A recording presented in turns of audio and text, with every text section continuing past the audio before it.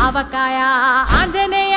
కథ మొదలెట్టినాడు చూడరయ్యా శక్తినంతా కూడగట్టి చెట్టు దులిపినాడు అంజయ్య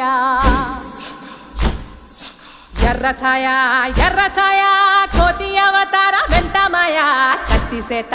పట్టకుండా కాయ కోసినాడు కపిలయ్య